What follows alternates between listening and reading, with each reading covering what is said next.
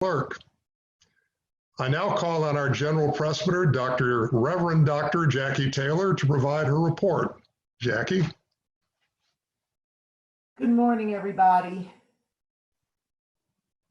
I had one report planned, but in light of Governor Larry Hogan's new orders, I'm going to speak with you all about what we're going to do now as the Presbytery of Baltimore in light of these new orders. Governor Hogan, in his new order, has relaxed some of the stay-at-home orders. He's calling it safer at home now, which indicates that some businesses can be opened. And for our purposes, congregations can begin to meet again. But what his order says is that congregations can begin to meet at 50% capacity. Now, keep that in one corner of your mind, because we are still looking for more definitive guidance from the governor on what this exactly means for congregations. For example, what does it mean in light of social distancing, which is still in effect, 6 feet? What does it mean for small buildings that have large church attendance? What does it mean for large buildings that have small congregations worshiping? What does that mean for our congregations?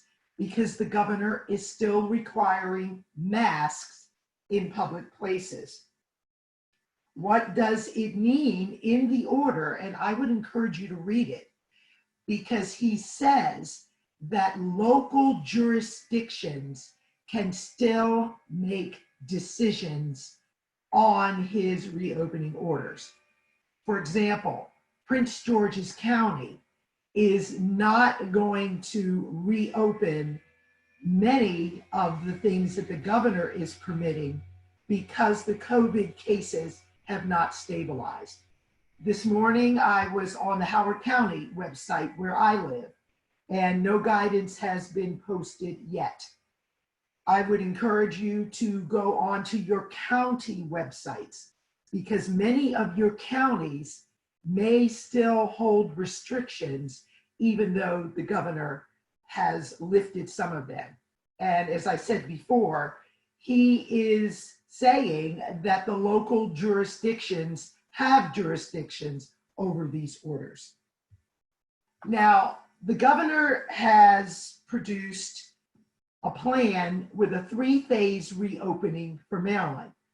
And if you look at his new amended orders, it seems like the state of Maryland is somewhere in between phase 1 and phase 2. And for our purposes, I am referring to the church reopening guidelines that were originally laid out by the state of Maryland. And like the governor's orders for reopening Maryland, it seems like the church reopening guidelines are somewhere in between phase 1 and phase 2. It is a lengthy document, but I will not read it to you, but I encourage you to look at it. Here are some of the thoughts, though, that I would like to raise today. As the governor has said that churches can open at 50% capacity, and social distancing guidelines are still in effect, and the wearing of masks in public spaces are still in effect, there are some things that our congregations need to consider. Number one, the majority of our congregants are at high risk. Some say that's 60 and over, some say that's 65 and over. We have certain levels of comorbidity in our younger population as well. So we do have a high-risk population. We are still under social distancing guidelines, and in the church guidelines, no handshake or hugs. They are discouraging communion plates, no passing of offering plates. Bibles and hymnals should be removed from the sanctuary. Bulletins should not be printed or distributed. Childcare and nursery should not be offered. At a meeting that I attended of Presbytery executives across the country, we were lucky to have an epidemiologist join us.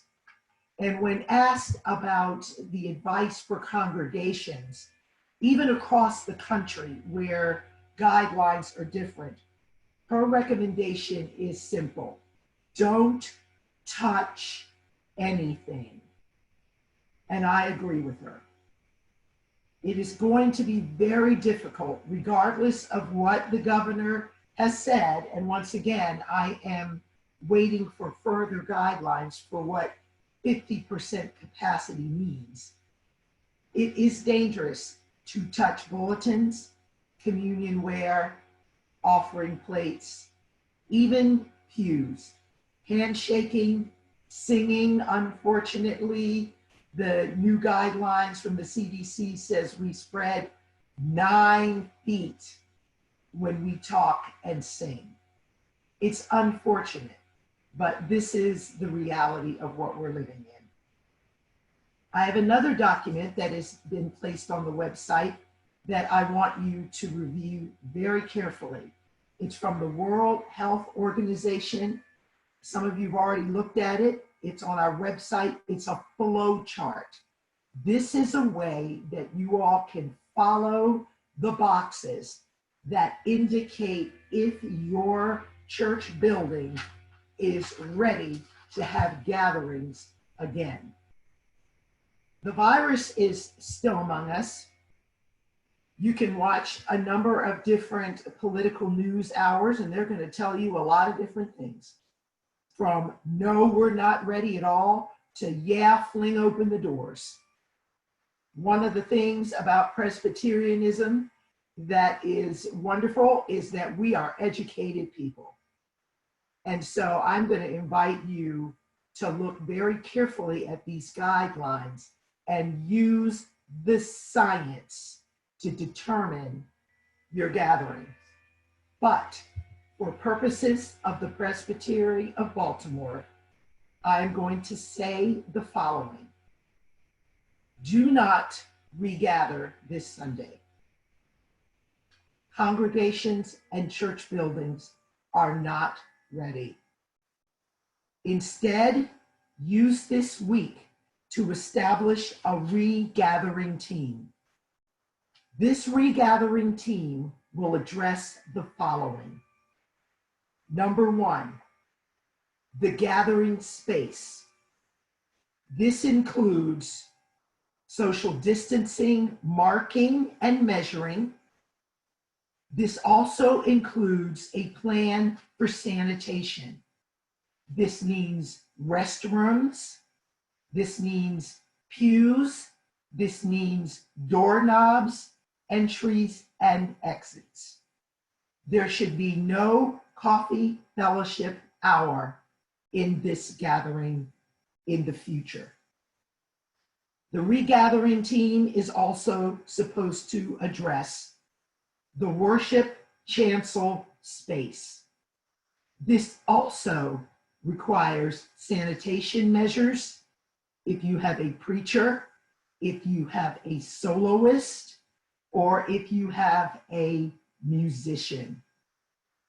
Right now, the CDC does not recommend choirs, and neither do I.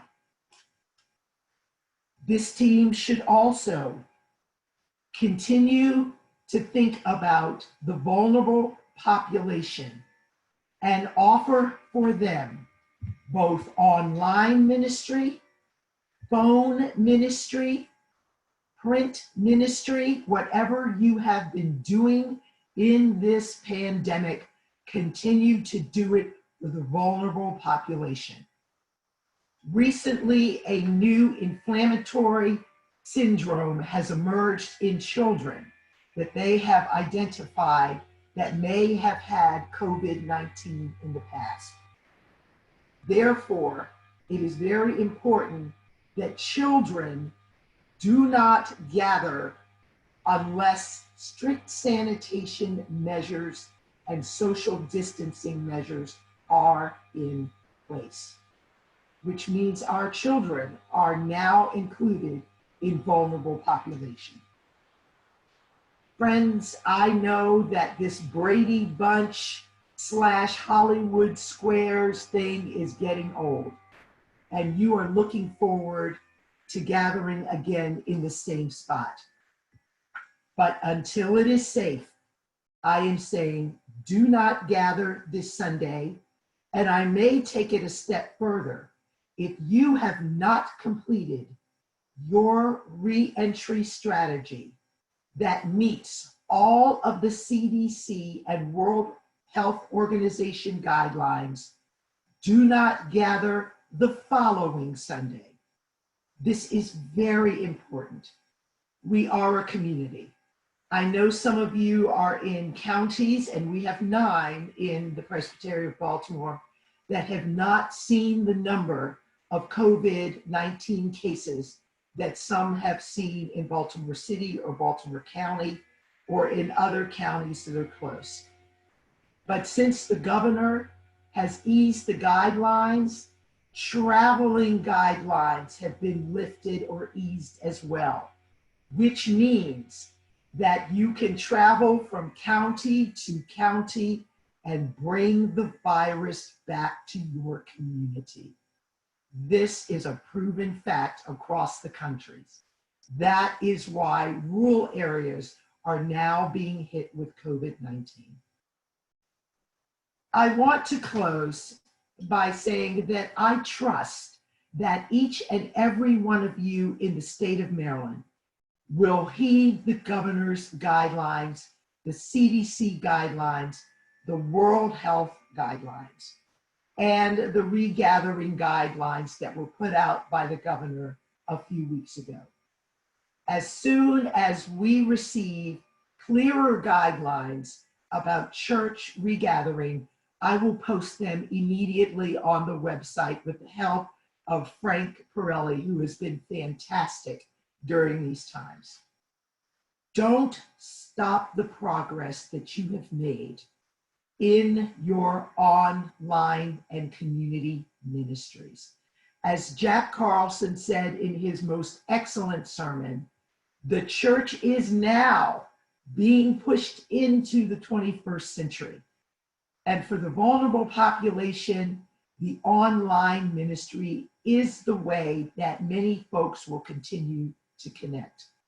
So I will leave you with a quote from Bridget Willard, posted in the Newmarket Community Church. And it says, "Church isn't where you meet. Church isn't a building. Church is what you do. Church is who you are. Church is the human outworking of the person of Jesus Christ. Let's not go to church. Let's be the church." And so let it be for the Presbytery of Baltimore. Thank you, friends. Mr. Moderator, this concludes my report. Thank you. Thank you so much, Jackie. And who would have known that that was going to be what you would be reporting? You did it so well. We do have a question that I will get to in a moment. I just wanted to say that, first off, that advice was so good. Have you thought about running for governor? No, we need you where you are, so stay where you are. And also, I wanted to say that because I also live in Howard County, that late last night, the county executive decided, and I got it in an email from his administrative assistant, that Howard County is not ready to reopen and is going to stay under the strict guidelines. I'm sure that will be on the Howard County webpage before too long. So let's see, we do have a question. I'm sorry. The question is from Tracy Keen. Wait. Oh, here's the question. Wait. What about gathering in cars in the parking lot? Oh, interesting question. Jackie, would you field that question?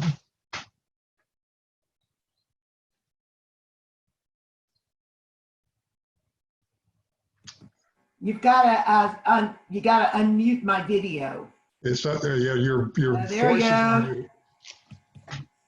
There we go. I'm glad you mentioned Tracy Keenan's name, because I'm going to get to that in a minute. But according to the governor's orders, you can meet outside with proper social distancing. And so I would assume that that would mean you can meet in cars, but you must stay 6 feet apart from the other car. Now, I did see something on a news report yesterday, and I think this may be helpful to some of you with car ministry. Remember that the 6 to 9 feet rule is in effect scientifically. So if you are in your car and you are speaking to another passenger, it is my strong advice and the strong advice of the CDC that you be 6 feet or more away. So if the driver is speaking or everybody is singing within their own car, it is recommended that you close the windows. And I know that seems bizarre and strange, but if it is true that virus from your mouth can travel up to 9 feet and you are singing, it is going to affect the car next to you. So all car ministries, make sure, I will say, that you are 6 or 9 feet apart. That also goes with outside ministries. And I'm going to say a word about outside ministries. When we think about being outside, we think, okay, we can kind of come in and set up the lawn chairs and all be together in one group. The one group needs to be the group of folks that all live together in one home. Furthermore, there needs to be an entry and exit strategy for bringing people outside. Otherwise, you are not social distancing. And everyone needs to bring their own lawn furniture, because who is going to clean off all of the chairs that are available? So when you have outside, you need to have an exit and entrance strategy. Also, please stay tuned for the governor making more pronouncements about that, because I'm sure he is getting questions too about how many people can gather. All he said was 50% capacity. How do you measure the capacity of the outside lawn outside of your church? Use intelligence and due diligence. I also want to respond to the name, Tracy Keenan. Shout out to the exec of Newcastle.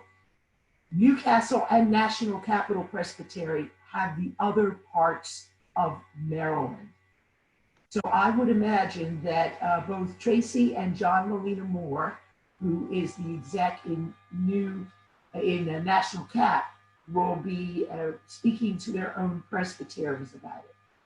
But because they have part of Maryland, they are also, excuse me, going to be subject in that area to the governor's guidelines.